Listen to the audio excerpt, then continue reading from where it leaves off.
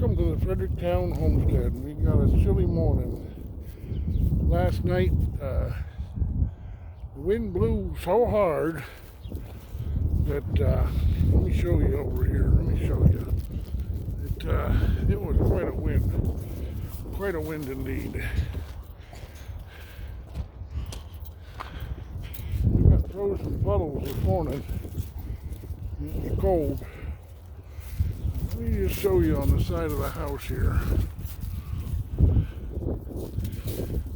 That transom window over the downstairs door blew out twice. Didn't break it, but it blew out twice. I've got it jammed in there with some stuff, and I just went and got a new caulk gun. I had the caulk, but I didn't have the gun to disperse it. And then upstairs, that wooden door there blew open, and that caused the house to be like a wind tunnel. We had some really strong winds.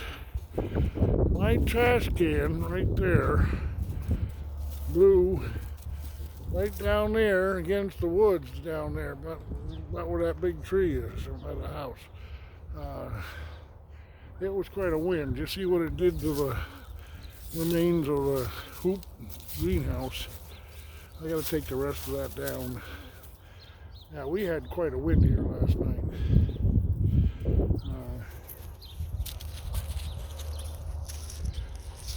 Bear, he was kind of scared because the wind was just a howling through.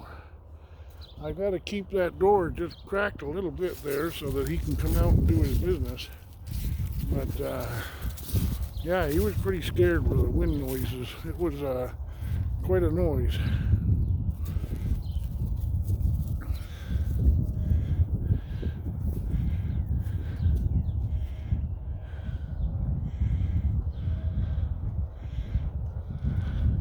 Bear wants to be a friend, but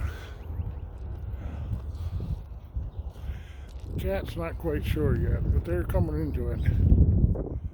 Yeah, this hoop barn's got quite a bit of comfrey growing in it. I'm thinking I'm going to plant some peas in there too. But, see, this is what happens. Conduit breaks, and so that won't quite work. I got to take this down today, maybe, if I can. Yeah, lot to do. I'm looking for somebody to come and homestead here. By homestead, I mean raise your own food. That includes both produce, vegetables, and also meat. We're on the way towards a pond down in behind those evergreens there, and that'll mean Jackie Campbell's and several different varieties of geese for the eggs and for incubating their eggs into young. I'd like to do some meat birds and chicken tractors. I'd also like to do some egg birds and chicken tractors. I'd really like to do pigs. That area down there behind the burn barrel is a garden, but it really needs pigs run over it for a little bit first to turn it up. It hasn't been gardened in 9 years. But yeah, I'm looking. Roger and Sandra were here, and they built this.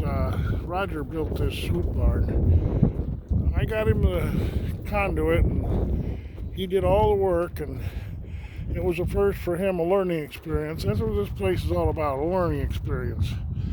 And if he'd stayed with it and kept going, I'm confident that we would have had some great produce coming out of there very soon. But he just abandoned it and went out to Kansas. So I'm looking for somebody to come here and take on this homestead.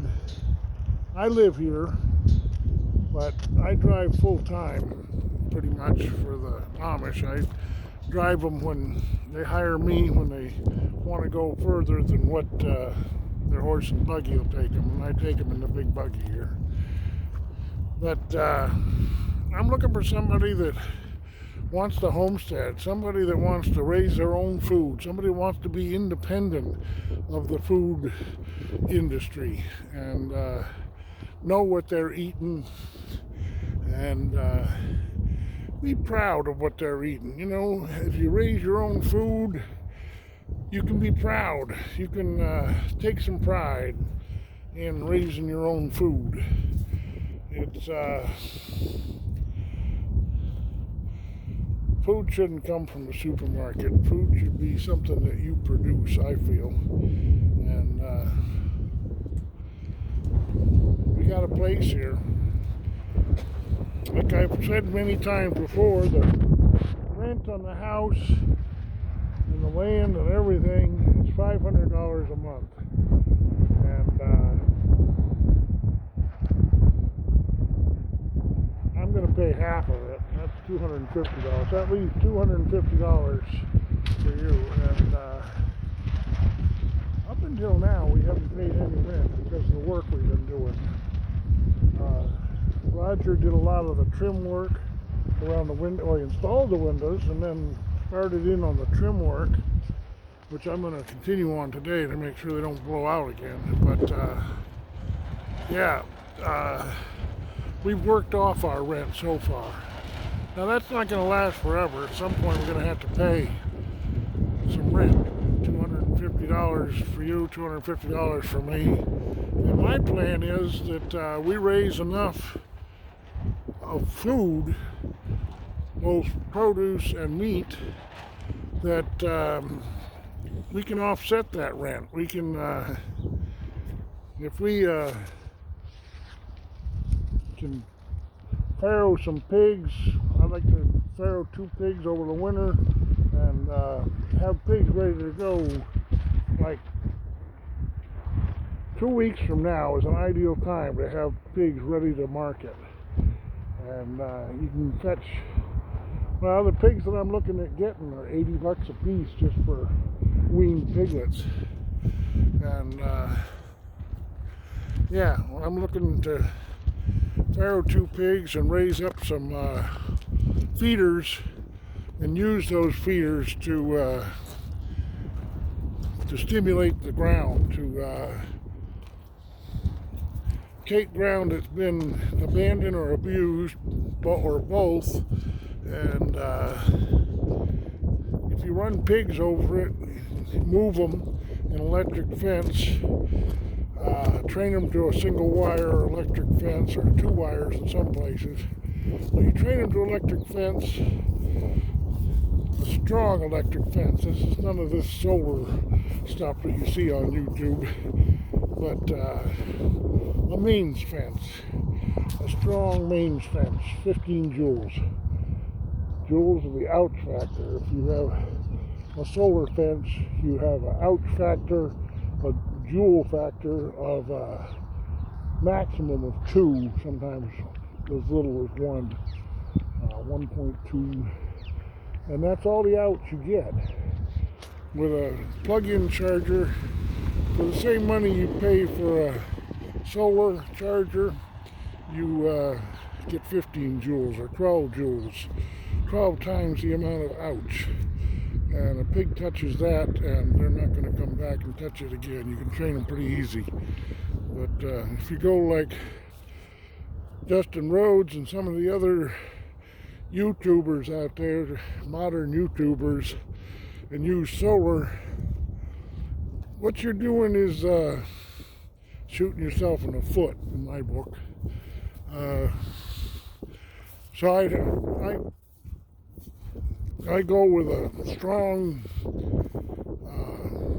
mains charger, plug-in charger, and that'll keep my sheep in, my dairy cow, and my pigs. the Khaki Campbell ducks and geese. They'll be in electric. They'll be in the pond or an electric net fence. I put this fan together yesterday or the other day, and it came with this dandy remote. But the remote comes with Type 3A batteries, not included. Well, I stopped down to the Amish store and bought. 2A. I need 3A. I gotta go back down there. Hate when that happens. But yeah, you can't get this fan going without the batteries. AAA. Yeah, I'll have to go back down there. Yeah, we got this shop area in here. I got these shelves that I want to put up, and that's where all this wood that's on top that I finished. I've finished a lot of wood, and out of this cherry pile mostly. And I want to put up these shelves, and it takes another person to hold the other end. And boy, I tell you, it's hard to find somebody to hold the other end right now around here. Everybody's busy. Everybody's got work. The Amish are all busy, so busy. It's hard to find anybody that'll work, but I just need somebody for a few minutes. I need somebody to live here. I need somebody that will be here when I go on trips. I go out to Wisconsin, and I got a trip booked to the Outer Banks, and I'm gone for periods of time, and I need somebody to look after Bear Dog, He Cat, and She Cat, and the gardens, the pigs. If we have a dairy cow, I'd like to have a dairy cow so that we could raise up an ox, or a team of oxen, either one. I don't mind if it's a single ox or a team of oxen, either way. This wheelbarrow that I got, this wagon, the shafts that can be put on in place of this handle. There's a guy here in the Amish community that sells shafts that bolt right on here. Just take that bolt out, and you can bolt on shafts, and you have yourself an ox cart. Well, the Amish don't do oxen, but I do. I'd like to raise up a team or a single ox and show people on YouTube how it's done. I'd like to have a big presence on YouTube. I'd like to learn how to edit. If somebody that comes here knows how to edit, that would be a big benefit. I need to learn how to edit. I don't know how to edit, and if I did know, I forgot. So, yeah, that's something I got to learn. There's a lot to learn here. Learn how to raise your own produce, learn how to raise your own animals, learn how to prepare it, learn how to keep it, and all there is to learn. There's a lot to learn here. I'm looking for a family or an individual or a couple. I'm looking for somebody that's willing to take on this challenge of the Fredericktown homestead. I need somebody here. I need somebody that... I was born in 1951. I learned how to farm from a guy that was born in 1896. And old Archie Morris, born in 1896. He taught me most of what I know about farming. And I'm willing to pass on all of that, anything I can, and help out any way I can. We've got a livestock guardian dog here, an Anatolian Shepherd named Bear. He's a female. I went to buy a female, a male, and ended up with a female because she's just such a pretty dog. And but she's named Bear, and I keep calling she a he. But yeah, she's a Anatolian Shepherd, which is made to guard sheep. Good dog. And I got two mousers here, a he mouser and a she mouser. And then I put the word out amongst the community here that if anybody has extra cat, to bring them by. And I keep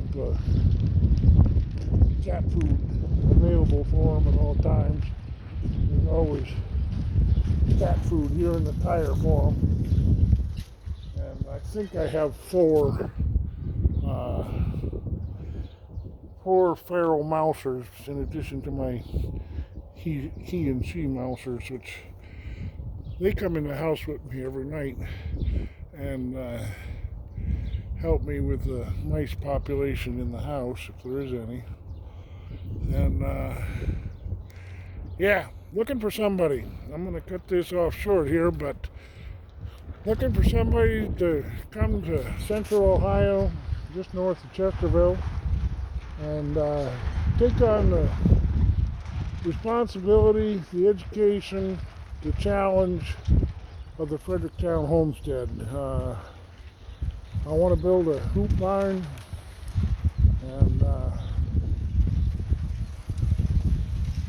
yeah, I want to horse and buggy fast if you can hear it.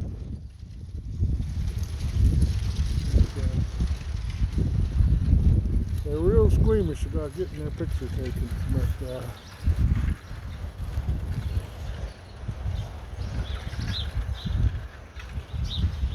yeah, we're right in the middle of the Amish community here. Most of the people that pass by are Amish, or going to get the Amish.